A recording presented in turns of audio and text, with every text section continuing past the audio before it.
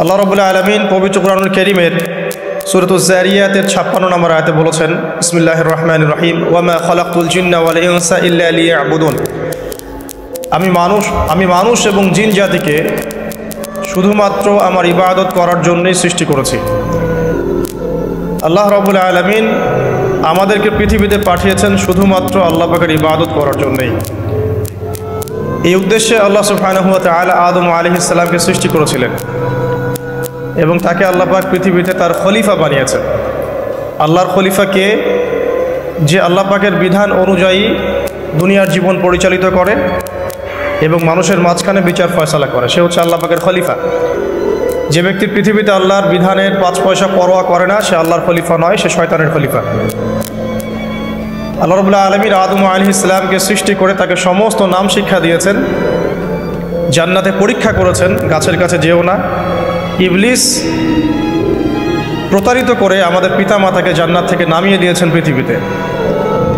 আমাদের পিতা আর মাতা আল্লাহর কাছে তওবা করেছিলেন, রব্বানা যালামনা আনফুসানা ওয়া ইল্লাম তাগফির লানা ওয়া তারহামনা লানাকুনান্না মিনাল খাসিরিন। আল্লাহ রাব্বুল আলামিন তাদের গুনাহকে মাফ করে দিয়েছেন, কিন্তু জান্নাত থেকে আমাদেরকে পৃথিবীতে নামিয়ে দেওয়া হয়েছে। জান্নাত থেকে পৃথিবীতে নামিয়ে দেওয়ার পর আল্লাহ রাব্বুল আলামিন আমাদেরকে একা ছেড়ে দেননি, বরং আল্লাহর পক্ষ থেকে হেদায়েত পাঠিয়েছেন। আল্লাহ রাব্বুল আলামিন তার পক্ষ থেকে আসমানি কিতাব পাঠিয়েছেন প্রত্যেক যুগে যুগেই।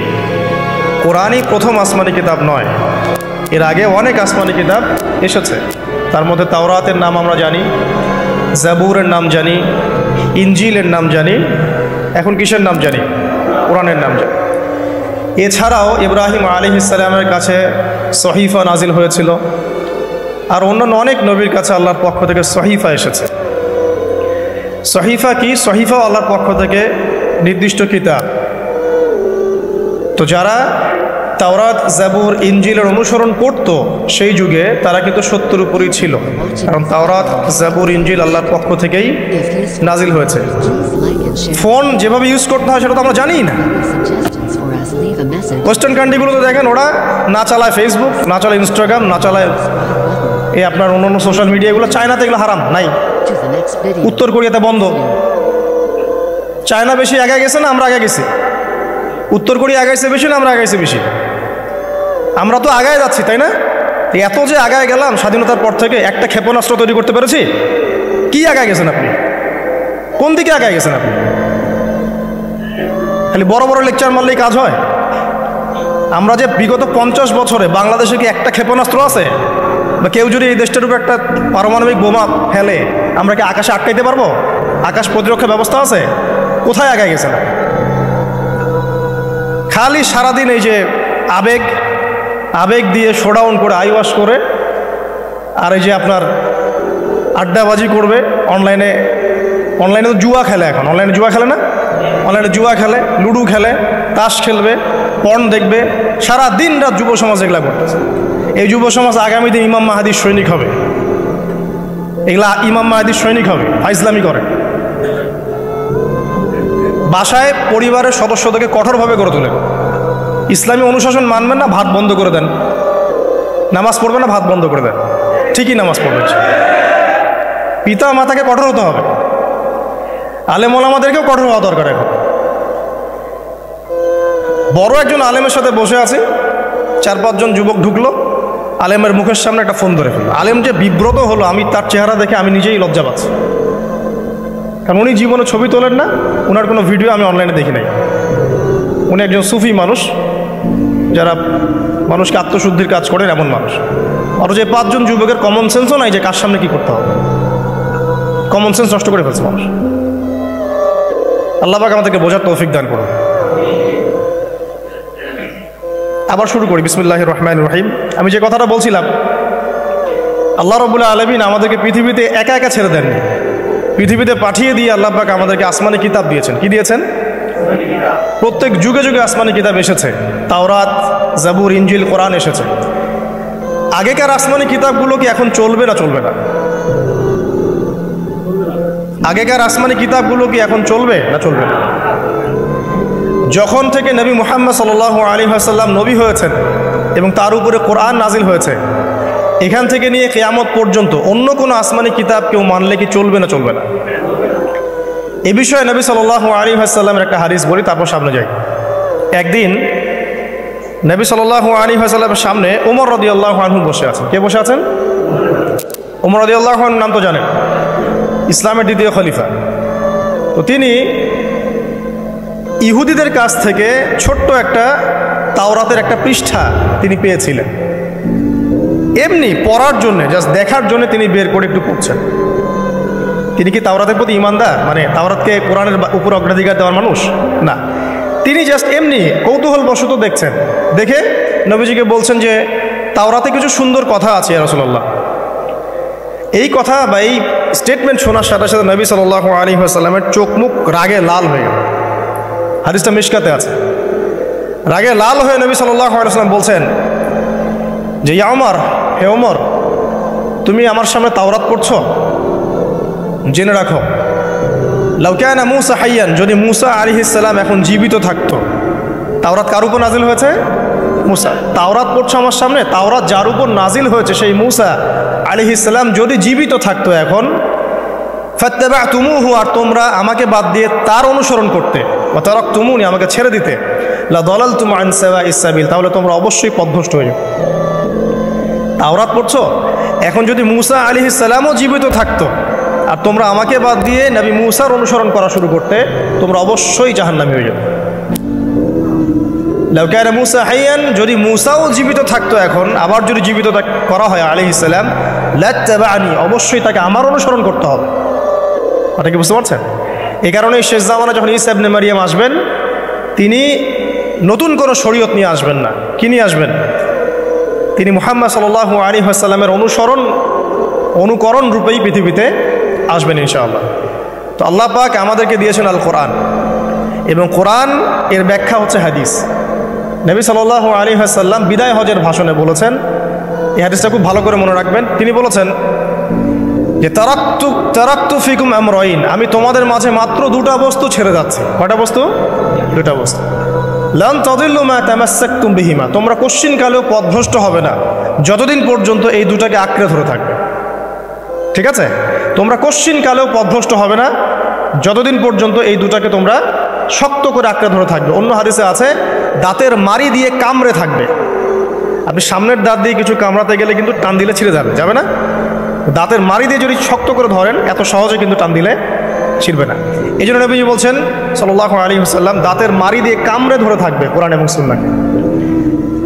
সেই দুটো বস্তু কি? নবী সাল্লাল্লাহু আলাইহি ওয়াসাল্লাম বলছেন, একটা হচ্ছে কিতাব আল্লাহ, আল্লাহ পাকের কিতাব, মানে কি? আল কোরআন। ওয়া সুন্নতি নবীহি, মানে নবীর সুন্নাত, অর্থাৎ হাদিসগুলো। কোরআন এবং সুন্নাহ মিলে ইসলাম।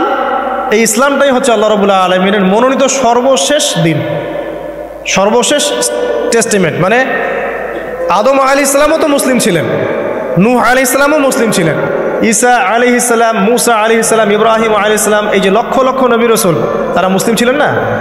সবাই মুসলিম ছিলেন, কিন্তু সর্বশেষ যে বিধিবিধানগুলো আল্লাহর পক্ষ থেকে এসেছে সেটা কি? কোরআন এবং সুন্নাহ এবং ইসলামের এই নতুন রূপটা, সর্বস্বীকৃত সর্বনতুন যে রূপটা, এটা কিয়ামত পর্যন্ত থাকবে ইনশাআল্লাহ। তো ইসলাম চির প্রাচীন এবং চির নতুন, চির আধুনিক। আমরা কি বোঝাতে পারছি? এখন এই ইসলামটা কি পরিবর্তনযোগ্য? উত্তর না। আল্লাহ পাক সূরা মাইদার 3 নম্বর আয়াতে বলছেন, আল ইয়াউমা আকমালতু লাকুম দীনাকুম ওয়া আতমামতু আলাইকুম নি'মাতি ওয়া রাদিতু লাকুমুল ইসলাম দীনান। আল্লাহ পাক বলছেন, আজকে আমি তোমাদের উপরে দিন ইসলামকে পরিপূর্ণ করে দিলাম। পরিপূর্ণ করে দেওয়ার অর্থ হচ্ছে এখানে সংযোজন বিয়োজনের কোনো সুযোগ নাই। কেউ যদি বলে 5 ওয়াক্ত নামাজের জায়গায় 6 ওয়াক্ত বানাই দিব আমরা, ঠিক আছে? সুযোগ আছে? সুযোগ নাই। জাকাতের বিধানটা খুব কঠিন মনে হয়, জাকাতের নিসাবটা একটু কমাই দিব, পারবে? ইসলামের চুল পরিমাণ কিছু ঢোকানোর, বের করার কোনো সুযোগ নাই। কেন নাই? কারণ আল্লাহ পাক এই দিনটাকে পরিপূর্ণ করে দিয়েছে। আল ইয়াউমা আকমালতু লাকুম দীনাকুম, দিনটাকে কামেল করেছি। কামেল মানে কামেল পাস মানে কি? সার্টিফিকেট পাইছে পরিপূর্ণ, তাই না? আচ্ছা, যদিও বা আমাদের অনেক কামেল পাস আছেন, দুঃখের সাথে জানানো বলতে হয়, অনেক সময় অ্যারাবিক গ্রামারের বেসিক জিনিসও জানেন না। হ্যাঁ, সার্টিফিকেট সব কিছু না, জ্ঞান সব কিছু। এবং এই জ্ঞান শুধুমাত্র বই পড়ে অর্জিত হবে এমনও নয়। জ্ঞান আসে কার পক্ষ থেকে? আল্লাহর পক্ষ থেকে। এটা মনে রাখবেন, জ্ঞান আল্লাহর পক্ষ থেকে আসে। হ্যাঁ, জ্ঞান কখন আসবে? যখন আপনি পরিশ্রম করবেন, আপনার পরিশ্রম আল্লাহ পাক দেখবেন, আপনি ধারাবাহিকভাবে লেগে থাকবেন, আল্লাহর কাছে বেশি বেশি দোয়া করবেন, পাপ ছেড়ে দিবেন, গুনাহ ছেড়ে দিবেন, গুনাহমুক্ত অন্তর নিয়ে আল্লাহর কাছে কান্নাকাটি করবেন, আল্লাহ পাক ইনশাআল্লাহ ইলম দান করবে ইনশাআল্লাহ। ইমাম শাফি রাহিমাহুল্লাহ বলতেন যে আমি অনেক পড়ি কিন্তু ভুলে যাই। তার ওস্তাদ তাকে বললেন যে তুমি পাপ করা ছেড়ে দাও, যদি গুনাহ করতে থাকো তাহলে তোমার অন্তরে আল্লাহর নূর নাজিল হবে না। ঠিক আছে, তো গুনাহ মুক্ত অন্তর নিয়ে ইলম চর্চা করতে হয়। আল্লাহ পাক তৌফিক দান করুন আমিন। আর ইলম অর্জন করে যদি অহংকার আর হিংসা চলে আসে তাহলে সেই ইলম হবে শয়তানের ইলম। শয়তান প্রচণ্ড আলেম ছিল, কিন্তু ইবলিস কি ছিল? আলেম ছিল। সে কিন্তু আলেম আর আবেদ ছিল, সে ইলম অনেক অর্জন করেছিল এবং আল্লাহ পাকের প্রচুর ইবাদত করত, কিন্তু তারপরেও কেন সে জাহান্নামী হল? কারণ একটাই, আবা ওয়াস্তাকবারা, সে উদ্ধত হয়েছিল, অহংকার করেছিল। ইসলাম পরিপূর্ণ, এখানে সংযোজন বিয়োজনের কোনো সুযোগ নাই। এখন ইসলাম ছাড়া অন্য কোনো দিন মানলে কি হবে কিনা? আল্লাহ পাক সূরা আলী ইমরানের মধ্যেই বলছেন, ওয়ামাই ইয়াবতাগি গায়রাল ইসলামি দীনান ফালা ইউকবাল মিনহু, কেউ যদি ইসলাম ছাড়া, এই পরিপূর্ণ দিনটা ছাড়া অন্য কোনো জীবন ব্যবস্থা তালাশ করে, তার পক্ষ থেকে কোশ্চিন কালেও কোনো আমল কবুল করা হবে না। এটা কার কথা? আল্লাহর কথা। এখন আসেন, ইসলাম বাদ দিয়ে আমরা অন্য অন্য যে মতবাদগুলো অনুসরণ করে থাকি, পশ্চিমা মতবাদ বলেন, তারপরে গ্রিকদের দর্শন বলেন, চাইনিজ দর্শন বলেন, তারপর ব্যাবিলনের সভ্যতার দর্শন বলেন, যত দর্শন আমরা ফলো করি ইসলাম বাদ দিয়ে, এগুলো যদি কোরআন এবং সুন্নাহর সাথে সাংঘর্ষিক হয়, সেগুলো কি পরকালে আমাদেরকে বাঁচাতে পারবে? পারবে। কিন্তু যে কোনো মত, যে কোনো পথ, যে কোনো দর্শন যদি ইসলামের অনুকূলে হয়, কোরআন সুন্নাহর কাছাকাছি হয়, কোরআন এবং হাদিসের সাথে মিলে যায়, সেটা ইনশাআল্লাহ তাআলা ইসলামকে এগিয়ে নেওয়ার ক্ষেত্রে সাহায্যকারী ভূমিকা পালন করবে। আমি কি বুঝাতে পারছি? আল্লাহ পাক পৃথিবীতে নামিয়ে দিয়েছেন, এতিম করে ছেড়ে দেন নাই। আল্লাহ পাক হেদায়েত দিয়েছেন, আসমানি কিতাব পাঠিয়েছেন। আসমানি কিতাবের সর্বশেষ কিতাব কি? আল কোরআন, যার ব্যাখ্যা হচ্ছে সুন্নাহ, হাদিস। কোরআন আর হাদিস মিলেই হচ্ছে ইসলাম। এটা বাদ দিয়ে অন্য কোনো দিন তালাশ করলে আমল কবুল হবে না। এই ইসলামের সংযোজন বিয়োজনের কোনো সুযোগ নাই। এখন ইসলাম বাদ দিয়ে অন্য মতাদর্শগুলো যদি আমরা ফলো করি, সেগুলো যদি কোরআন সুন্নাহর অনুকূলে হয় ঠিক আছে, যদি কোরআন সুন্নাহর প্রতিকূলে যায় তাহলে ঠিক নাই। যদি আপনারা বলেন, এখন সারা বিশ্বই কথা বলে যে বেশিরভাগ মানুষ যা বলবে সেটাই হবে, বেশিরভাগ মানুষ যেটা বলবে সেটা সঠিক, ডেমোক্রেসি, বেশিরভাগ মানুষ যা বলবে সেটাই সঠিক। এখন এই মসজিদে মনে করেন যে 1000 মানুষ বসে আছেন, কথার কথা, এখন একটা ভোটাভুটি করলাম, বিষয় কি? বিষয় হচ্ছে সুদ হালাল না হারাম। বিষয়টা হচ্ছে সুদ মানবতার কল্যাণে উপকারী না ক্ষতিকর। এখন আপনাদের মধ্যে 999 জন ভোট দিল যে সুদ মানবতার জন্য উপকারী, অর্থনৈতিক অগ্রগতির জন্য সুদের দরকার আছে, সুদের লোন না নিলে এই যুগে চলা যায় না, সুদ না খেলে এই যুগে বিল্ডিং করা যায় না, সুদ না খেলে অর্থনৈতিক প্রোগ্রেস হবে না। তাদের মত এটা। কয়জনের মত? 1999 জন। তো বেশিরভাগ মানুষ যেহেতু এটাতে ভোট দিল, অতএব এটা সত্য নাকি? ওই যে একজন আল্লাহর বান্দা বলছেন না এটা ভুল, এটা মিথ্যা, এটা আল্লাহর আইনের বিরোধী, রাসূলের আইনের বিরোধী, এটা মানবতার বিরোধী, সুদ খেলে এক শ্রেণীর মানুষ ধনী হয়, বেশিরভাগ মানুষ গরিব হয়ে যায় এবং সুদের কোনো কল্যাণ নাই, বরং এর মধ্য দিয়ে সম্পদ সংকুচিত হয়। তার বুঝ, একজনের বুঝ। এখন ইসলামের দৃষ্টিতে ওই একজনের রায়টা নেওয়া হবে না 999 জনের রায় নেওয়া হবে? তাহলে ইসলামের মানদণ্ডে এই প্রচলিত সো-কল্ড ডেমোক্রেসি টিকলো কিনা? টিকলো না, টিকলো না। এখানে বুঝতে হবে যে কখন টিকবে, যখন বেশিরভাগ মানুষের রায়টা কোরআন সুন্নাহর অনুকূলে হয়েছে। এখানে 800 জন বলেছেন সুদ হারাম, 200 জন বলেছে সুদ হারাম হালাল, 800 জন সঠিক বলেছে, 200 জন ভুল বলেছে। সঠিক বেঠিকের মানদণ্ড কি? কোরআন এবং হাদিস। এখন আমরা এটাকে নিতে পারবো, এই ডেমোক্রেসিতে কোনো সমস্যা নেই। আমি মনে বুঝাতে পারছি না? আচ্ছা, আরেকজন মনে করেন বললেন যে 4টা প্রচলিত ধর্ম, প্রচলিত 4টা ধর্ম যেমন বুদ্ধিজম, হিন্দুইজম, খ্রিস্টানিজম এবং ইসলাম, এই 4টা ধর্ম মিলে একটা নতুন ধর্ম করা যায়। কথার কথা বোঝেন? কোনো সমস্যা? 4টা রিলিজন মিলে নতুন একটা ধর্ম করা যায়, এটা কিছু মানুষ মত দিল। আর কিছু মানুষ বলছেন না, এটা সম্ভব না, ইসলাম ইসলামের জায়গায় থাকবে, অন্যান্য ধর্ম অন্যান্য ধর্মের জায়গায় থাকবে। তবে আমরা সবার সাথে সম্প্রীতি বজায় রাখবো, কারোর সাথে কারো কোনো দ্বন্দ্বে আমরা যাব না। এখন এই বেশিরভাগ মানুষ যে বলছে যে সব ধর্মগুলো মিলে একটা নতুন মানব ধর্ম তৈরি করা যায়, ওই মতটা সঠিক হবে নাকি অল্প কিছু মানুষের মতটা সঠিক হবে?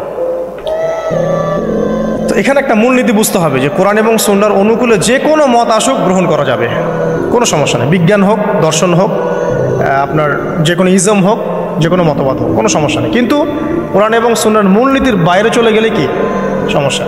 এখন হয়তো প্রেশারাইজড করে যদি কেউ চাপিয়ে দেয় সেটা আলাদা বিষয়, আপনি মানতে বাধ্য হয়েছেন সেটা আলাদা বিষয়। কিন্তু মন থেকে যদি স্বীকার করে নেন যে না, ইসলামের বাইরেও অন্যান্য বিষয়গুলো মেনে নেওয়া যায়, তাহলে সমস্যা। আল্লাহ পাক আমাদেরকে বোঝার তৌফিক দান করুন। এখন একটা দিকে ফোকাস করে আমি আলোচনাটাকে এন্ডিংয়ের দিকে নিয়ে যাবো ইনশাআল্লাহ। সেটা হলো যে আল্লাহ রাব্বুল আলামিন আমাদেরকে পৃথিবীতে পাঠিয়ে দিয়েছেন, সে আল্লাহর কাছে আমাদেরকে ফিরতে হবে না? ফিরতে হবে। আল্লাহ পাক এমনি এমনি পাঠিয়ে দেননি, সময় দিয়েছেন, আসমানি কিতাব দিয়েছেন, নবী রসুলও পাঠিয়েছেন। কারণ আসমানি কিতাব তো আমরা এমনি এমনি প্র্যাকটিস করতে পারবো না। হাতে একটা কোরআন ধরিয়ে দিলেই তো সবাই আমল করতে পারবে না, পারবে? একজন রোল মডেল তো লাগবে, একজন গাইডলাইন তো লাগবে। সেই আদর্শ গাইডলাইন হচ্ছে রাসূলুল্লাহ সাল্লাল্লাহু আলাইহি ওয়াসাল্লাম। তাকে দেখে আমরা শিখেছি কিভাবে কোরআন আমল করতে হয়, কিভাবে হাদিসের উপর আমল করতে হয়। এটা সাহাবীরা দেখে শিখেছেন, সাহাবীদেরকে দেখে তার পরের জেনারেশন শিখেছে, তার পরের জেনারেশন, তার পরের জেনারেশন দেখে শিখেছে। এভাবে আস্তে আস্তে সিনাই জ্ঞানটা কী হয়েছে, চলে এসেছে। পরে এখন আমরা কিন্তু নবীকে দেখতে পারি না, এখন আমরা দেখি শুধু কোরআন একটা কপিস এবং হাদিসের কিছু বই। আমরা কিন্তু নবীকে দেখি নাই সাল্লাল্লাহু আলাইহি ওয়াসাল্লাম, আমরা সাহাবীদেরকেও দেখি নাই, আমরা তাবি কাউকে দেখি নাই, ইমামদেরকেও দেখি নাই। 4 ইমামকেও দেখেছেন? দেখেন নাই। এখন কোরআন এবং সুন্নাহর এই যে সিলেবাস আপনি কিভাবে ফলো করবেন? সমকালীন বরেণ্য ওলামায়ে কেরাম যারা আছে তারা যেভাবে কোরআন সুন্নাহর ব্যাখ্যা করছেন, এই ব্যাখ্যাগুলোকে আপনি আগের কিতাবের সাথে মিলিয়ে দেখবেন, যদি ঠিক থাকে এই ব্যাখ্যা গ্রহণ করুন। মানে আমরা এখন আলেম ওলামাদেরকে দেখে দিন শিখছি। যে কোনো মাসআলা জানতে হলে আপনি আলেমের কাছে আসেন না? একটা জব করছেন, জবের বিষয় আপনি হয়তো জানেন না, এখানে হালাল কতটুকু, হারাম কতটুকু, আপনি এসে কাকে জিজ্ঞাসা করেন? ইমাম সাহেবকে বা আলেমকে জিজ্ঞাসা করেন। তিনি কোরআন হাদিস ইস্তেহাদ করে গবেষণা করে আপনাকে একটা মত দেন। এই মতটা আপনি ফলো করেন না? এটাই মাযহাব, এটাই হচ্ছে মাযহাব, যেটা না মানলে অবশ্যই একজন মানুষ ইসলাম প্র্যাকটিস করতে পারবে না। সবাই তো আর কোরআন সুন্নাহর সব জ্ঞান লালন করে না, করে? সবাই কি কোরআন সুন্নাহর সমস্ত জ্ঞান লালন করবে? কোরআন এবং হাদিস ফলো করতে হবে। তো কোরআনের সব আয়াত কি আমি জানি? সব আয়াতের ব্যাখ্যা আমি জানি? হাদিসের সব হাদিস কি আমার মুখস্থ আছে বা ব্যাখ্যা আমি জানি না। যেহেতু আমি কোরআন এবং হাদিসের সব কিছু জানি না, আংশিক জানি, তাই আমার জ্ঞানটা আংশিক হবে। এখন আমার সামনে একটা মাসআলা পড়ে গেল, যে মাসআলা সম্পর্কে আমার জ্ঞান নাই, তখন আপনি কি করবেন? নিশ্চয়ই কোনো আলেমকে জিজ্ঞাসা করবেন, কোনো বড় পীর সাহেবকে জিজ্ঞাসা করবেন, বা যিনি বরেণ্য স্কলার তাকে জিজ্ঞাসা করবেন। তিনি আপনাকে কোরআন সুন্নাহ গবেষণা করে একটা ইস্তেহাদ বা ফতোয়া দিবেন। এই যে আপনি তার মতটা নিলেন, এটাই মাযহাব। এটা খারাপ কিছু না, এটা পথ, মানে তার মতটা নেয়া। এটা না নিলে সাধারণ মুসলিমরা তো আর দিন পালন করতে পারবে না। সবাই তো আর বড় আলেম না, সবাই কি আলেম? যিনি বরেণ্য আলেম, যিনি কোরআন হাদিস সব পড়ে ফেলছে, তার ব্যাপার ডিফারেন্ট। সে নিজেই মুস্তাহিদ, তার তো আর মাযহাব মারার প্রয়োজন হচ্ছে না। সে তো নিজেই মুস্তাহিদ, সে তো নিজেই গবেষণা করে একটা রায় বের করতে পারে, তার তো আর মাযহাব মারার প্রয়োজন হচ্ছে না। তারপরেও এখন এই যুগে এই সৎসাহস কয়জনের আছে যে বলতে পারে কোরআন সুন্নাহর সব জ্ঞান আমি জানি? বলতে পারবে? এই কারণেই বরেণ্য ওলামায়ে কেরামরাও পর্যন্ত তাদের পূর্ববর্তীদের মাযহাবটাকে কি করেন? ফলো করেন। যেটা ফলো না করলে আপনি কিন্তু ইসলামটা পরিপূর্ণরূপে বুঝতে পারবেন না, সমস্যা হয়ে যাবে। আংশিক জ্ঞান নিয়ে যদি আপনি কোরআন সুন্নাহ গবেষণা করে মাসআলা বের করতে যান, সমস্যা হয়ে যাবে, আপনি বিভ্রান্ত হয়ে যেতে পারেন, যেহেতু সব জ্ঞান আপনার নাই। যেমন কিছু মানুষ বিভ্রান্ত হয়ে গেছে, কোরআন সুন্নাহ গবেষণা করে বলছে যে হাদিস আর মানার দরকার নেই, কোরআন মানলেই হবে। হ্যাঁ, এরকম অনেক মানুষ বের হয়েছে এখন। অনেক মানুষ দেখলাম সেদিন বলছে যে কোরআন সুন্নাহ গবেষণা করে দেখেছে যে নবী সাল্লাল্লাহু আলাইহি ওয়াসাল্লাম শেষ নবী নন, আরও নবী নাকি আসতে পারে, নাউজুবিল্লাহ। তো কোরআন সুন্নাহ গবেষণা করে সে তার ওই ভাঙাচুরা বুদ্ধিতে বুঝেছে যে লা ইলাহা ইল্লাল্লাহ কালিমা একবার মুখে পড়লেই হবে, আমলের কোনো দরকার নেই। আবার এক শ্রেণী বের হচ্ছে, ওরা বলছে যে কবিরা গুনাহ যদি করে কেউ, কবিরা গুনাহ যদি কেউ করে ফেলে, সে কাফের হয়ে যাবে, তাকে হত্যা করা যাবে, নাউজুবিল্লাহ। এরকম মানুষ যে বিভ্রান্ত হচ্ছে কেন? বিকজ নিজে নিজে অধিক পাণ্ডিত্য প্রদর্শন করতে গিয়ে অন্যের মত, বড় বড় স্কলারদের আলেমদের মতকে প্রত্যাখ্যান করে নিজে যখন সব কিছু বুঝি এমন দাবি করছে, তখন বিভ্রান্ত হয়ে যাচ্ছে। এই কারণেই পূর্ববর্তী রিনাউন্ড উলামায়ে কেরাম যারা আছেন, ইমাম ফকিহ মুস্তাহিদ যারা আছেন, তাদের রায়গুলো এত ইম্পর্টেন্ট এই কারণে। তারা গবেষণা করে উম্মাকে 100 বছর এগিয়ে দিয়েছেন। এখন কি আমি আবার 100 বছর পিছন থেকে শুরু করব? বুঝাচ্ছি দাঁড়া। মেডিকেল সায়েন্স আছে না, মেডিকেল সায়েন্সের যে বইগুলো পড়ে মানুষ ডক্টর হয়, সেই বইগুলো ওই সেকশনের বিজ্ঞ পণ্ডিতরা লিখেছেন না? এখন কেউ যদি ডক্টর হতে চেয়ে বলে যে আমি এই বইগুলো পড়বো না, আমি আবার নতুন করে বই লিখে পড়ে ডক্টর হবে? যদি করতেও পারে তাও তো আর সে 100 বছর পিছায় গেল। বুঝতে পারছি না মনে হয়। কেউ ইঞ্জিনিয়ার হতে চায়, ইঞ্জিনিয়ারিং পড়তে গেলে তাকে অনেক বই পড়তে হয় না? প্রামাণ্য কিছু বই পড়তে হয়। সেই বইগুলো কে লিখেছে? বড় বড় ইঞ্জিনিয়াররা লিখেছে এই সূত্রগুলো, তাই না? এই বইগুলো পড়ে তারা ইঞ্জিনিয়ার হচ্ছে। এখন একজন চিন্তা করলো যে আমি ইঞ্জিনিয়ার হব, ইঞ্জিনিয়ারিংয়ের যত বই আছে নিজে আমি গবেষণা করে আবার নতুন বই লিখে ওই বইগুলো পড়ে আমি কি হব? ইঞ্জিনিয়ার হব। এই যদি ইঞ্জিনিয়ার হয়ও তাহলেও কিন্তু 100 বছর পিছিয়ে গেল। বিজ্ঞানী হবে, যে বিজ্ঞানের অনেক সূত্র আছে না, ফিজিক্সের, কেমিস্ট্রি, বায়োলজির অনেক সূত্র আছে না, এই সূত্রগুলো গবেষণা করে করে মানুষ বড় বড় বিজ্ঞানী হচ্ছে না? এখন কেউ যদি চিন্তা করে না আমি নতুন করে সব তত্ত্বগুলো আবার আবিষ্কার করে প্রামাণ্য বই লিখবো, সেই বই পড়ে নিয়ে আমি আবার বিজ্ঞানী হব, কত বড় বোকা! চিন্তা করেছেন? তো এখন বিষয়টা হচ্ছে যারা 100 বছর এগিয়ে দিয়েছেন উম্মাকে, নতুন করে আবার 100 বছর পিছন থেকে শুরু করার কোনো মানে নাই। হ্যাঁ, এখন কি করতে হবে? যদি এমন নতুন নতুন কিছু মাসআলা বের হয় যেগুলো কোরআন সুন্নাহর সাথে সরাসরি পাওয়া যাচ্ছে না, তখন আপনি কি করবেন? আলেম ওলামাদের ইস্তেহাদের আশ্রয় নেবেন। দেখবেন, আপনি যাচাই করে দেখবেন যে এই মাসআলাটা কোন আলেম কিভাবে রায় দিচ্ছেন। ঠিক আছে, আপনার বুদ্ধি আছে, আপনাকে আল্লাহ পাক ইলম দিয়েছেন, কোরআন সুন্নাহ গবেষণা করে আপনি একটা ফতোয়ায় আসতে পারবেন ইনশাআল্লাহ তাআলা। আল্লাহ পাক তৌফিক দান করবেন। যেটা বলছিলাম, শর্ট করে বলি যে আল্লাহ পাক আমাদেরকে পৃথিবীতে নামিয়ে দিয়ে এতিম ছেড়ে দেন নাই। কোরআন সুন্নাহ দিয়েছেন, একটা রোল মডেলও দিয়েছেন। কোরআন সুন্নাহ নাজিল করেছেন, এটা দিয়ে ইসলামকে পরিপূর্ণ করেছেন, ঢোকানোর বের করার কোনো সুযোগ নাই। একই সাথে আল্লাহ পাক রাসূল সাল্লাল্লাহু আলাইহি ওয়াসাল্লামের আদর্শ সামনে রেখেছেন, এটাকে ফলো করে আপনাকে কোরআন সুন্নাহ মানতে হবে। এখন নবী নাই, সাহাবী নাই, তাবিঈ তারা নাই, কিন্তু তাদের উত্তরসূরি ওলামায়ে কেরাম তো আছে, মুজতাহিদ কেরাম আছেন, মুফাসসিররা আছেন, মুহাদ্দিসরা আছেন। তাদের রায়গুলো মেনে আপনাকে দিন ফলো করতে হবে। হ্যাঁ, তাদের কোনো রায় যদি দেখা যায় কোরআন সুন্নাহর সাথে সরাসরি বিরোধী হয়ে গেছে, একজন বড় আলেম মনে করেন বললেন যে হ্যাঁ সুদি এনজিওতে টাকা রাখা যেতে পারে, হয়তোবা সে বিক্রি হয়ে গেছে বা তার কোনো মতের ভ্রম হয়েছে বা কোনো একটা কারণে কোনো স্বার্থে সেই কথাটা বলছে।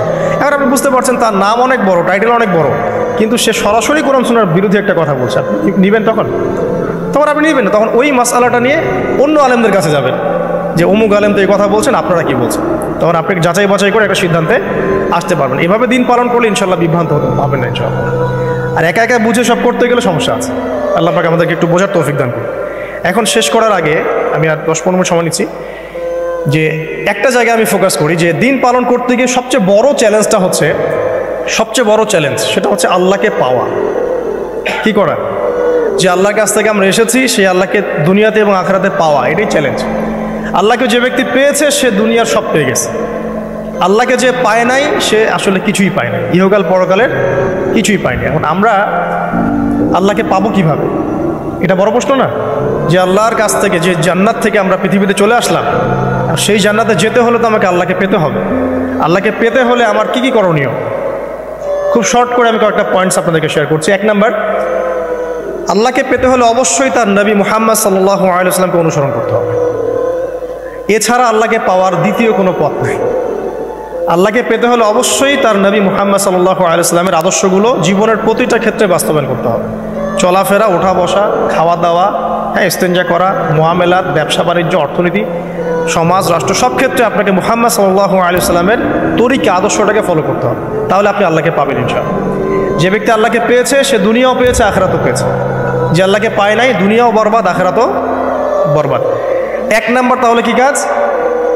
আল্লাহ পাকের সর্বশেষ নবী মুহাম্মদ সাল্লাল্লাহু আলাইহি ওয়াসাল্লামকে অনুসরণ করা, তার আদর্শ মেনে চলা, 1 নাম্বার। 2 নাম্বার হচ্ছে 5 ওয়াক্ত নামাজ। আল্লাহকে পেতে হলে নামাজ লাগবে। নামাজ নাই, আল্লাহ নাই। ওয়াস্তাঈনু বিস-সাবরি ওয়াস-সালাত, তোমরা সবর এবং সালাতের মধ্য দিয়ে আল্লাহর সাহায্য প্রার্থনা করো। আমরা এই জন্যই নামাজে বলি ইয়াকা না'বুদু ওয়া ইয়াকা নাস্তাঈন, আমরা শুধু আপনারই ইবাদত করি এবং আপনার কাছেই সাহায্য প্রার্থনা করি। তো আল্লাহকে পেতে হলে নামাজের কোনো বিকল্প নাই। যে ব্যক্তি নামাজ পড়ে না, আল্লাহর সাথে তার কোনো সম্পর্ক নেই, নো কানেকশন। আপনি যে কোনো কিছু চাচ্ছেন, সেজদায় পড়ে আল্লাহর সামনে আত্মসমর্পণ করেই চাইতে হবে। ওয়াসজুদ ওয়াক্তারিব, আল্লাহ পাক কি বলেছেন? সেজদা করো, নিকটবর্তী হও। তো ব্যাখ্যা অনেক করা যায়, নামাজ না পড়লে কিন্তু মানুষ কুফরিতে লিপ্ত হয়। যে ব্যক্তি মান তারাকা সালাতান মুতাআম্মিদান ফাকাদ কাফারা, যে ব্যক্তি সালাতকে অস্বীকার করে, ফরজ নামাজকে অস্বীকার করে, সে ব্যক্তি কিন্তু কুফরিতে চলে যায়। ঠিক আছে। তারপরে বাইনা রাজুলি ওয়া বাইনা শিরকি ওয়াল কুফরি তারকুস সালাহ, একজন মুমিন বান্দা এবং অমুসলিমদের মধ্যে পার্থক্যই নামাজ। নামাজের বিষয়ে অনেক কথা আমি আগেও বলেছি, আপনারা শুনেছেন, অন্য আলেমদের কাছেও শুনেছেন। এক বাক্যে নামাজ না পড়লে ইসলামের রশিটা কেটে যাবে। মুআয বিন জাবালকে নবী সাল্লাল্লাহু আলাইহি ওয়াসাল্লাম বলেছেন যে যদি মান তারাকা সালাতান মুতাআম্মিদান, কেউ যদি সালাতকে ইচ্ছা করে ছেড়ে দেয়, ফাকাদ বারিআত মিন জিম্মাতিল্লাহ, সে ব্যক্তি আল্লাহর জিম্মেদারি থেকে মুক্ত হয়ে যাবে। তার উপর আল্লাহর কোনো জিম্মাদারি নাই, আল্লাহর নিরাপত্তা জিম্মাদারি থেকে সে মুক্ত। তো 5 ওয়াক্ত নামাজ আল্লাহ পাক আমাদের সবাইকে জামাতের সাথে পড়ার তৌফিক দান করুন। এর পাশাপাশি নফল নামাজ বাড়িয়ে দেওয়ার তৌফিক দান করুন, এবং স্পেশালি তাহাজ্জুদের নামাজ যদি পারেন 2 রাকাত হলেও নিয়মিত তাহাজ্জুদের নামাজ পড়ার তৌফিক আল্লাহ পাক আমাদেরকে দান করুন। আর নামাজের বাহ্যিকতা নিয়ে এত বেশি ঝগড়ায় যাবেন না। এখন আমরা যত ঝগড়া নামাজের বাহ্যিকতা নিয়ে, হাত বাঁধা, রফুল ইয়াদাইন, আমিন আর পায়ে পা, এগুলো নিয়ে ঝগড়ার শেষ আছে? নাই। ইসলামের বিরোধী শক্তিরা হাত ভেঙে ফেলার পায়তারা করে ফেলেছে অলরেডি। হাতই না থাকলে আপনি বাঁধবেন কোথায়? মনে করেন আপনার হাতই নাই, বাঁধবেন কি উপরে না নিচে? তো এই হাত তো ভেঙে ফেলার পায়তারা করা হয়েছে। এখন আপনি পড়ে আছেন বাঁধার কোন জায়গায় বাঁধবেন সেটা নিয়ে, অথচ পুরো বৈশ্বিক চক্রান্ত মুসলিমদের বিরুদ্ধে হাতটাই ভেঙে ফেলে দিবে। তুই বাঁধবি কোথায় হাত? তারপর দেখবো।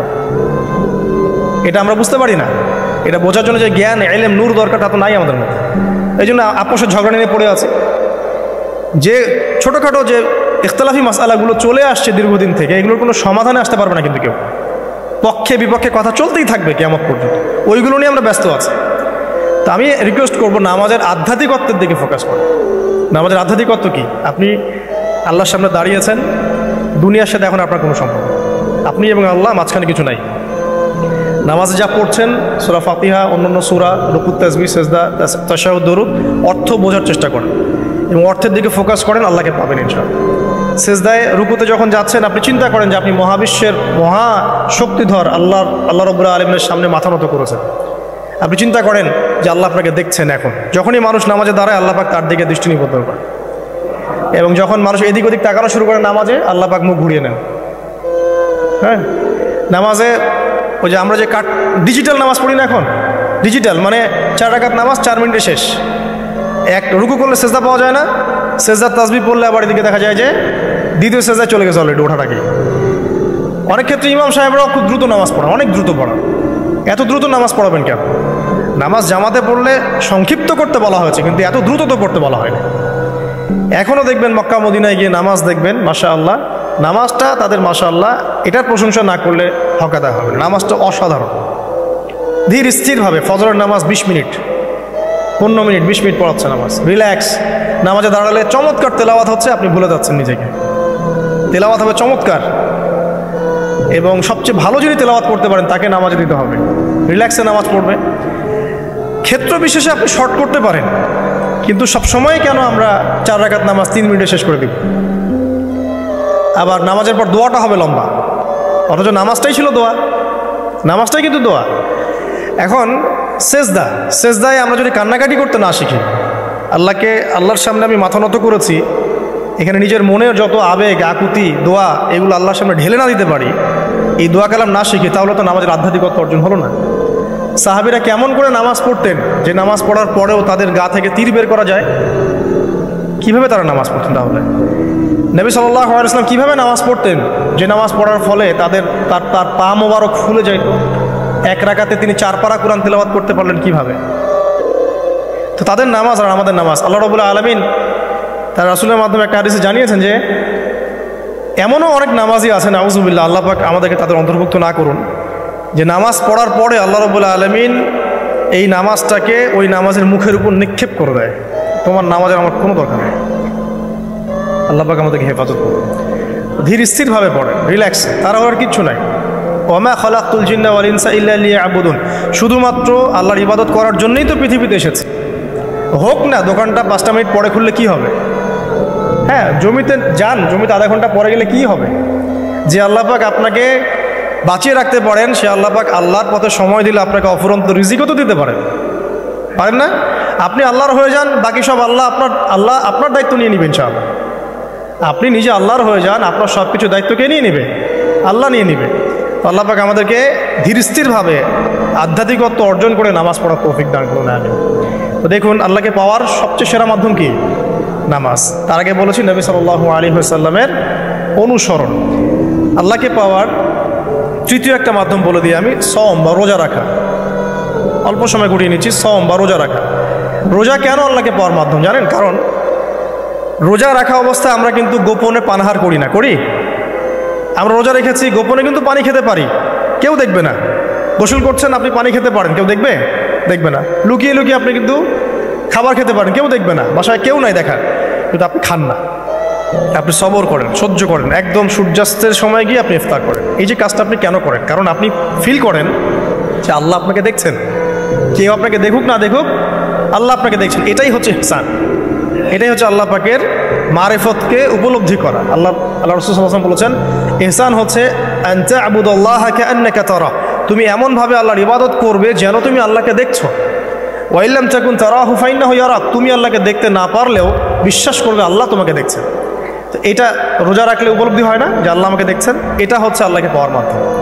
এই জন্য রমাজানের রোজা অবশ্যই রাখবো ইনশাআল্লাহ। পাশাপাশি এই যে সোমবার, বৃহস্পতিবার বা এই যে মাসের 3 দিন আইয়ামে বীজের সওম আছে, 13, 14, 15, আরাফার সওম, আশুরার সওম বা নফল সওম, এগুলো রাখার অভ্যাস করলে আল্লাহকে পাওয়া যাবে ইনশাআল্লাহ। আল্লাহ পাক আমাদেরকে বেশি বেশি সওম রাখার তৌফিক দান করুন। এবং আমাকে, আপনাদের সবাইকে বিগত জীবনে আমরা যারা বিভিন্ন সময় সওম রাখি নাই বা রাখতে পারি নাই, বা বিভিন্ন সালাত পড়ি নাই, পড়তে পারি নাই, এগুলোকে হিসেব করে আদায় করার তৌফিক আল্লাহ পাক দান করুন, আমিন। 4 নম্বর একটা মাধ্যম বলে দিয়ে আল্লাহকে পাওয়ার, সেটা হলো তিলাওয়াতে কোরআন। কোরআন তেলাওয়াত যে যত বেশি করবে, অর্থ উপলব্ধি করে পড়বে, সে আল্লাহ পাককে চাক্ষুষ পাবে ইনশাআল্লাহ। মানে আল্লাহ রাব্বুল আলামিন একটা চিঠি দিয়েছেন, মনে করেন আপনাকে, আপনার একজন, কথার কথা এক্সাম্পল দিচ্ছি, যে আপনার কোনো একজন বন্ধু আছে অনেক দূরের কোনো দেশে, তা আপনি তাকে দেখেনও নাই, আপনি তাকে চিনেনও, মানে আপনি তার চেহারা দেখেন নাই, তাকে চিনেন না, তার সাথে যোগাযোগের মাধ্যম হচ্ছে আপনার চিঠি বা মেসেজ, ঠিক আছে? এখন সে আপনাকে কিছু মেসেজ পাঠালো, এই মেসেজের মধ্যে সে কিছু ইনস্ট্রাকশন দিয়েছে যে এইগুলো করতে হবে, এগুলো করতে হবে, বা আপনার প্রতি ভালোবাসার ইজহার করছে। আর এই মেসেজটা যদি আপনি পড়তে পারেন, তাহলে আপনি আপনার বন্ধুর সাথে একটা কানেকশন তৈরি করলেন না? বুঝতে পারছি না? আচ্ছা, এখন সমস্যা হচ্ছে কি, আমরা ওই মেসেজটা পড়তেই পারি না। আমরা তো কোরআনটা পড়তেই জানি না, তাহলে মেসেজটা পাবো কীভাবে? আর যারা পড়তে জানি সেই ভাষাটা বুঝি না। এখন ওই বন্ধু মনে করেন চিঠি লিখেছে বাংলা ভাষায়, আর আপনি বাংলা পড়তে জানেন না, তাহলে কি পারবেন উপলব্ধি করতে তার মনের ভাব, সেই বন্ধুর আবেগ, ভালোবাসা, প্রেম আপনি কি উপলব্ধি করতে পারবেন? লিখেছে সে উর্দু দিয়ে বা ইংরেজিতে, আপনি ইংরেজি বোঝেন না, ইংরেজি লিখতে পারেন না, তাহলে কি আপনি তার চিঠি বুঝতে পারবেন? এখন আমরা যেহেতু আরবি বুঝি না, এই কারণে কোরআনের মধ্যে কি পড়া, কি বলেছেন আল্লাহ রাব্বুল আলামিন, আমরা উপলব্ধি করতে পারছি। আমি কি বুঝাতে পারছি? তো কোরআন শুধুমাত্র তিলাওয়াত করা যথেষ্ট নয়। তিলাওয়াত করলে আপনি প্রত্যেক হরফে 10 টাকা পাবেন, কোনো সমস্যা নাই, কিন্তু ওই মেসেজটাকে উপলব্ধি করতে হলে আপনার অর্থটা জানতে হবে। অর্থ জানলে পরে আপনি দেখবেন আল্লাহকে আপনি চাক্ষুষ সামনে পাচ্ছেন ইনশাআল্লাহ। আপনি হতাশ হয়েছেন, হতাশা দূর করার জন্য সূরা আছে কোরআন। বিপদে পড়েছেন, বিপদ দূর করার সূরা আছে কোরআন। আপনার রিজিকের সমস্যা কাটানোর সূরা কোরআনে আছে। কোনো হাজতের প্রয়োজন, সূরা ইয়াসিন, হাজতের সূরা চলে আসে। অসুস্থ হয়েছেন, শেফার সূরা কোরআনে আছে। বা কাউকে জিন টোনা করা হয়েছে, বান টোনা করা হয়েছে, ওর শেফাও কোরআনে আছে। এমন কোনো বিষয় নাই যেটা আল্লাহ রাব্বুল আলামিন কোরআনের মধ্যে নাজিল করেন নাই। ব্যবসা করতে চান, কোরআন কথা বলবে, ঠিক আছে? আপনি সামাজিক বিষয়ে ডিল করতে চান, সূরা হুজুরাত কথা বলবে। আপনি ইতিহাস ভালোবাসেন, কোরআনে ইতিহাস দিয়ে ভর্তি করা আছে। আপনি কাব্য ভালোবাসেন, কবিতা পড়তে ভালোবাসেন, কোরআনের মধ্যে কবিতা দিয়েও ভর্তি আছে। আর রহমান আল্লামাল কোরআন খালাকাল ইনসান, এখানে ছন্দ আছে না? প্রত্যেকটা ছন্দ, ওয়ান নাজমি ইযা হাওয়া মা দাল্লা সাহিবুকুম ওয়া মা গাওয়া ওয়া মা ইয়ানতিকু আনিল হাওয়া, ছন্দ আছে না? আপনি উপন্যাস ভালোবাসেন, কোরআনে অনেক উপন্যাস আছে, যা চান তাই পাবেন। এক কথায় আপনি আল্লাহকে পাবেন কোরআনের মধ্য দিয়ে। কোরআনের সাথে যার সম্পর্ক যত বেশি, আল্লাহর মারেফত সে তত বেশি পাবে ইনশাআল্লাহ আজ্জা ওয়া জাল্লা। 4টা বলেছি না? 5 নম্বর হচ্ছে হজ উমরা করা। হজ উমরা আল্লাহ পাক আমাদের সবাইকে বেশি বেশি করার তৌফিক দেখ। হজ এবং উমরা এমন কিছু কাজ আছে যে কাজগুলো সরাসরি আপনার সাথে আল্লাহ পাকে কানেকশন করা। আরাফার মাঠে যাবেন, ওই মাঠে কি কিয়ামত হবে না? আল্লাহকে চিনতে পারবেন এখানেই। তারপরে যে সাই করেন না, সাফা মারওয়া সাই করে, ওখানে গেলে আপনি বুঝতে পারবেন যে কিভাবে ইসমাইল আলাইহিস সালামকে পানি দেওয়ার জন্য তার মা হাজরা এখানে দৌড়াদৌড়ি করেছে। বাইতুল্লাহ দেখবেন, আপনি চিনবেন যে আল্লাহর তাওহীদ কী জিনিস। চোখে দেখার সাথে সাথেই আপনার ভিতরে এমন একটা ফিলিংস আসবে যেটা ভাষায় প্রকাশ করা যাবে। চোখে দেখার সাথে সাথেই এমন একটা ফিলিংস আসবে, আপনাকে আমি এটা ভাষায় প্রকাশ করে বোঝাতে পারবো না। আপনি জানবেন ইব্রাহিম আলাইহিস সালাম এবং তার ছেলে ইসমাঈল আলাইহিস সালাম বাপ বেটা মিলে রাজমিস্ত্রি কাজ করেছে। এটা আপনি জামজাম কূপ দেখবেন, পানি পান করবেন, আল্লাহকে চিনতে পারবেন। এই কূপ তো অলৌকিক, এই কূপের মতো কূপ নাই পৃথিবীতে, এর পানি কখনো শেষ হয় না। এবং এই পানি খেয়ে মানুষ বেঁচে থাকতে পারে, খাবারের দরকার হবে না। দীর্ঘদিন পর্যন্ত এই পানি খেয়ে মানুষ বেঁচে থাকতে পারবে, খাবারের প্রয়োজন হয় না। তো এই পানির মধ্যে এমন কিছু উপাদান আছে যেটা মানুষের শরীরের রোগগুলোকে শেফা দিয়ে দিবে ইনশাআল্লাহ তাআলা আল্লাহর হুকুমে। তো প্রত্যেকটা কাজে রাসূল সাল্লাল্লাহু আলাইহি ওয়াসাল্লামের শহরে গেছেন মদিনায়, ওই মদিনার বাতাসটা আপনাকে বলে দিবে এটা একটা অন্যরকম শহর। ঠিক আছে, রাসূল সাল্লাল্লাহু আলাইহি ওয়াসাল্লামের রওজায় যাবেন, সামনে দাঁড়াবেন, আপনি আল্লাহকে চিনতে পারবেন। আপনি আর পৃথিবীতে থাকবেন না, অন্য জগতে চলে যাবেন। ওই যে বাকিউল গারকাত আছে, সাহাবীদের কবরস্থান জান্নাতুল বাকি, ওখানে ঢুকবেন, আপনার কাছে মনে হবে যে পৃথিবীটা আসলে কিছুই না। পৃথিবীর সবচেয়ে সেরা মানুষগুলো এই মাটির নিচে শুয়ে আছে, ওখানে আপনাকে খুবই তুচ্ছ মনে হবে তাদের সাথে। এই যে মানে বিভিন্ন জায়গায় গিয়ে আল্লাহকে চিনতে পাওয়া, এটা সবচেয়ে ভালো হয় হজ এবং উমরাতে গিয়ে। আল্লাহ পাক আমাদেরকে তৌফিক এনায়েত করুন, আমিন। তো এটা একটা আল্লাহকে পাওয়ার দোষ। যাদের হজ ফরজ হয়ে গেছে অবশ্যই হজ করে ফেলবেন, আর যাদের সামর্থ্য আছে তারা বেশি বেশি উমরা করবেন। নবী সাল্লাল্লাহু আলাইহি ওয়াসাল্লাম বলেছেন, এক হজ পরের হজের মধ্যে যত গুনাহ মাফ করিয়ে দেয়, এক ওমরা পরের ওমরার মধ্যে যত গুনাহ সেগুলোকে মাফ করিয়ে দেয়। আল্লাহ পাক আমাদেরকে এই আমলগুলো করার তৌফিক এনায়েত করুন। 6 নাম্বার বলছি জিকির। আল্লাহ পাকের জিকির বাড়াতে হবে। যে আল্লাহ পাকের জিকির যত বেশি করবে, সে আল্লাহ পাকের মারিফত তত বেশি উপলব্ধি করবে, আল্লাহকে পাবে ইনশাআল্লাহ। আর এই জিকির করার জন্যে অজুও শর্ত নয়, জানেন? আল্লাহর জিকির করার জন্য কিন্তু অজু শর্ত নয়। আপনি মনে মনে চলতে ফিরতে অলওয়েজ সুবহানাল্লাহ, আলহামদুলিল্লাহ, আল্লাহু আকবার, লা ইলাহা ইল্লাল্লাহ, আস্তাগফিরুল্লাহ পড়তেই থাকতে পারেন। কষ্টের কিছু আছে? খালি জবান চলবে, খালি জবান চলবে। মাঠে কাজ করছেন, ওই যে লাঙল দিয়ে কাজ করছেন, সেচ দিচ্ছেন, আপনি পড়তে থাকবেন আস্তাগফিরুল্লাহ ওয়া আতুবু ইলাইহি, লা হাওলা ওয়ালা কুওয়াতা ইল্লা বিল্লাহ, সুবহানাল্লাহ, আলহামদুলিল্লাহ, লা ইলাহা ইল্লাল্লাহ, আল্লাহু আকবার। কোনো সমস্যা? কোনো সমস্যা নেই। রান্না বান্না করছে মেয়েরা, এটা করতে করতে পড়তে পারবে না? গাড়ি ড্রাইভ করছেন, ড্রাইভ করতে করতে আপনি পড়তে পারবেন লা ইলাহা ইল্লাল্লাহ ওয়াহদাহু লা শারীকা লাহু লাহুল মুলকু ওয়া লাহুল হামদু ওয়া হুয়া আলা কুল্লি শাইইন কাদির। যে কোনো কাজ করতে করতেই ইল্লাল ইস্তিনজা, ইস্তিনজা বাদ দিয়ে। ইস্তিনজা কি জিনিস? প্রসাব পায়খানা। এই সময় এগুলো মুখ দিয়ে বলবেন না, দরকার নাই। আপনি এখানে এরপরে যে সময়গুলো আছে এগুলোতে আপনি জিকির বাড়াবেন। যে যত বেশি জিকির করবে তার কলব তত বেশি পরিচ্ছন্ন হবে। যার কলব যত পরিচ্ছন্ন, আল্লাহর নূর তার কলবে তত বেশি আসবে, সে আল্লাহ পাকে তত কাছে পাবে ইনশাআল্লাহু আযজা ওয়া জাল। 7 নাম্বার দোয়া ইস্তেগফার বাড়িয়ে দেয়। আল্লাহর কাছে বেশি বেশি দোয়া করতে হবে। দোয়া বাড়িয়ে দেন। দোয়ার জন্য হুজুর ডাকতে হবে না, দোয়ার জন্য আমাকে ডেকে বাসায় খাওয়ানোরও দরকার নেই। আপনার দোয়ার জন্য আপনি যথেষ্ট। নামাজে দাঁড়ান, নামাজের সেজদায় দোয়া করেন। নফল নামাজ পড়েন, নফল নামাজের সেজদায় দোয়া করেন। নামাজের পরে হাত তুলে দোয়া করেন প্রয়োজনে। নামাজে সালাম ফেরানোর আগে দোয়া করেন। যে কোনো ভালো কাজ করেছেন তারপর দোয়া করেন। ঠিক আছে, কোরআন তেলাওয়াত করলেন, দোয়া করেন। তাহাজ্জুদের ওয়াক্তে দোয়া করেন। বৃষ্টি পড়ছে তখন দোয়া করেন। ঠিক আছে, মানে দোয়া কবুলের মোমেন্ট, সময়গুলো, আজান হয়েছে, আজান ইকামতের মাঝখানে দোয়া করেন। এই যে এখন খুতবা হচ্ছে, এই সময় দোয়া করেন, দোয়া কবুল হবে। দিনই মসজিদে বসেছেন, দোয়া করেন, দোয়া করতে থাকেন। মনে হয় যত বেশি আপনি দোয়া করতে পারবেন আল্লাহর কাছে, ইনশাআল্লাহ আল্লাহকে আপনি তত কাছে পাবেন ইনশাআল্লাহ। এটা আল্লাহকে পাওয়ার অন্যতম মাধ্যম। এবং ইস্তেগফার, ইস্তেগফার মানে কি? তওবা করা। আস্তাগফিরুল্লাহাল্লাযী লা ইলাহা ইল্লা হুয়াল হাইয়ুল কাইয়ুম ওয়া আতুবু ইলাইহি। এটা বেশি বেশি পড়বেন। দিনে কমপক্ষে 70 বার বা 100 বার পড়ার চেষ্টা করবেন। আল্লাহ পাক তৌফিক দান করুন। কয়টা বলেছি ভাই? 7টা। আচ্ছা, 8 নাম্বার হচ্ছে সদকা করা। সদকা, দান সদাকা আল্লাহর কাছে খুব বেশি পছন্দের। দান সদকা করার জন্য সম্পদ লাগে না। আমার কথা শুনে, দান সদকা করার জন্য সম্পদ লাগে না, কলিজা লাগে, মন লাগে। বহু বড় বড় মানুষ আছে দান সদকা করতে পারে না, কোটিপতি, যাকাত দেয় না, আছে না? আর বহু গরিব মানুষ ভ্যান চালায়, কৃষিকাজ করে, দেখবেন 100 টাকা দান করে দিল। মন থাকতে হয়, মন, কলিজা বড় থাকতে হয়। যাদের কলিজা বড়, মন বড়, তারা দান সদকা করতে পারবে ইনশাআল্লাহ। আর যার মন বড়, সেখানেই তো আল্লাহ নূর আসবে। সংক্ষিপ্ত মনে কি, সংকীর্ণ মনে আল্লাহ নূর কোত্থেকে আসবে? কথা বুঝতে পারে নাই? তো দান সদকা বাড়ান। আপনি 1 টাকা দান করেন, 5 টাকা দান করেন, হালাল রিজিক থেকে 1 টাকা দান করেন, সেটা আল্লাহর কাছে অনেক বেশি পছন্দের। একটা হাদিসে নবী সাল্লাল্লাহু আলাইহি ওয়াসাল্লাম বলেছেন, হালাল উপার্জন থেকে আল্লাহর বান্দারা যখন একটা খেজুরও দান করে, আল্লাহ পাক সেই একটা খেজুরকে আস্তে আস্তে বড় করতে থাকেন, বড় করতে থাকেন, বড় করতে থাকেন। এটা এক পর্যায়ে পাহাড়ের সমান হয়ে যায়। এবং কিয়ামতের মাঠে মানুষ তার দান এবং সাদাকার যে ছায়া, এই ছায়ার নিচে অবস্থান করবে। আপনার বিপদ হয়েছে, দান সদকা করেন, বিপদ দূর হয়ে যাবে ইনশাআল্লাহ। জটিল কোনো রোগ হয়েছে, কোনো ডাক্তার ট্রিটমেন্ট করতে পারছে না, সদকা করেন, রোগ ভালো হয়ে যেতে পারে ইনশাআল্লাহ। সদকার ব্যাপক ফজিলত আছে। সদাকা, দান সদাকা, দোয়া, এগুলো তাকদিরের যে বিপদ আপদগুলো আছে না, ঝুলে আছে, আমাদের তাকদিরে বিপদ আছে না অনেক, এগুলোকেও সরিয়ে দিতে পারে আল্লাহ। এই শক্তি আছে দোয়া এবং দান সদকার মধ্যে।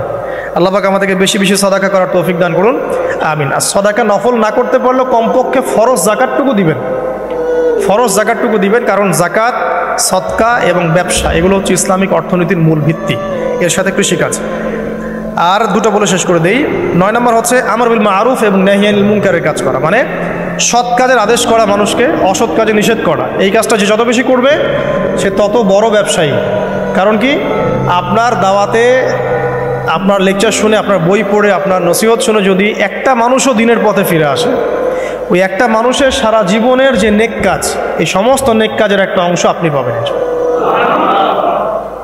আবার আপনি কাউকে অন্যায় থেকে বারণ করেছেন, আপনার দাওয়াত শুনে কেউ সিগারেট ছেড়ে দিয়েছে, মাদক ছেড়ে দিয়েছে, জেনা ছেড়ে দিয়েছে, পর্ন ছেড়ে দিয়েছে, বা হারাম সুদ ছেড়ে দিয়েছে, ওই মানুষটা এখন সারা জীবন যত ভালো কাজ করবে, এই পুরো ভালো কাজের একটা অংশ আপনি পাবেন ইনশাআল্লাহ। এর চেয়ে বড় কিন্তু কোনো ব্যবসা নাই। এই কাজটা করলে আল্লাহ পাকের রহমত নেমে আসে, আর এই কাজটা ছেড়ে দিলে আল্লাহ পাকের গজব নেমে আসবে। যখন মানুষ ন্যায়ের আদেশ এবং অন্যায় নিষেধ ছেড়ে দিবে, আল্লাহর গজব নেমে আসবে। আর মানুষ যত বেশি সৎ কাজে আদেশ করবে, অসৎ কাজে নিষেধ করবে, আল্লাহর রহমত তত কাছে আসবে ইনশাআল্লাহ। আল্লাহকে পাওয়া যাবে ইনশাআল্লাহ তাআলা। আল্লাহ পাক আমাদেরকে তৌফিক এনায়েত করুন। আর সর্বশেষ একটা বলে শেষ করে দেই, সেটা হলো যে আল্লাহর দিনকে, আল্লাহর দিনের খেদমত করা বা দিনের কল্যাণে নিজেকে নিয়োজিত রাখা। আল্লাহর দিনের খেদমত করা বা দিনের কল্যাণে নিজেকে নিয়োজিত করলে আল্লাহ পাককে পাওয়া যাবে ইনশাআল্লাহ। এই পৃথিবীতে আল্লাহ পাকের সবচেয়ে গুরুত্বপূর্ণ জিনিসটা কি, নিয়ামতটা কি? আল্লাহর দিন না? এই দিন ছাড়া কি পৃথিবীতে আর কিছু আছে? একটা হাদিসে আসছে যে পুরো পৃথিবীটাই তো অভিশপ্ত। পুরো পৃথিবীটা কি? অভিশপ্ত। শুধুমাত্র দিনের এলেম অর্জনের জায়গা ছাড়া, তালেবে এলেমদের জায়গা ছাড়া, দিনী মাহফিলগুলো ছাড়া, যেখানে নামাজ হয় এই জায়গাগুলো ছাড়া বাকি সব অভিশপ্ত জায়গা। তো এখানে পৃথিবীতে সবচেয়ে গুরুত্বপূর্ণ এবং ইম্পর্টেন্ট, আল্লাহর কাছে প্রিয় জিনিসটা কি? আল্লাহর দিন। তো আল্লাহর সেই প্রিয় জিনিসটাকে যারা এগিয়ে নেওয়ার চেষ্টা করবে, সেই দিনের খেদমত করার চেষ্টা করবে, দিনের জন্য একটা মসজিদ করা, একটা মাদ্রাসা করা, হ্যাঁ, একটা কোনো ভালো কোনো প্রকল্প করার চেষ্টা করবে, আল্লাহ পাক কি তাদেরকে রক্ষণাবেক্ষণ করবেন না? আল্লাহ পাক তাদের অভিভাবক হবেন না? নিঃসন্দেহ হবেন ইনশাআল্লাহ। এবং ইনশাআল্লাহ তাআলা তারা পৃথিবীতেও সফল হবে, পরকালেও ইনশাআল্লাহ তাআলা সাফল্যের চাদর তাদেরকে আঁকড়ে ধরবে ইনশাআল্লাহ তাআলা। আল্লাহ রাব্বুল আলামিন